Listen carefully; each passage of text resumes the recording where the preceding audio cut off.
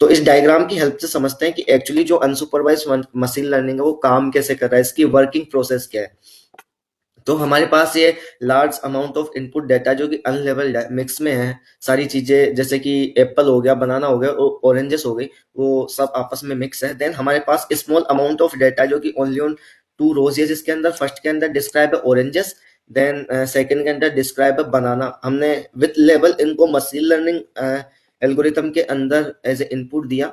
Then हमने Apple के icon को भेज के मशीन लर्निंग मॉडल से आस्क किया कि ये जो डेटा वो किस टाइप का डेटा है, ये किस पैटर्न से मैचिंग कर रहा है, अगर इस पैटर्न से मैचिंग कर रहा है तो ये चीज है क्या।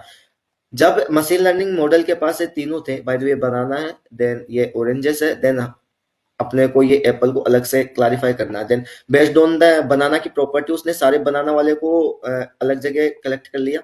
Then based on the oranges की प्रॉपर्टी उसने सारी ऑरेंजेस को अलग से कलेक्ट कर लिया। देन जो बच गया उसने सारे डेटा को एप्पल के अंदर अटैच कर दिया, जिससे एज ए क्लस्टरिंग सारा डेटा डिवाइड हो गया और इसी पैटर्न के बेसिस पे ये वर्क भी करता है। और जब लास्ट में जो एप्पल बचा उसने बता दिया it is an apple.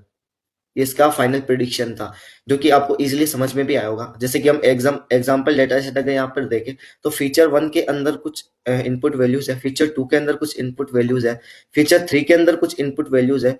Then इसके जो करस्पॉन्डिंग एक टारगेट कॉलम भी अपने को दे रखा हुआ है, जहां पर हमें इसके करस्पॉन्डिंग लेबल्स और दिए हुए हैं, जैसे कि 0 1 0 0 0 0 कुछ शो हो रहा है इन्फॉर्मेशन।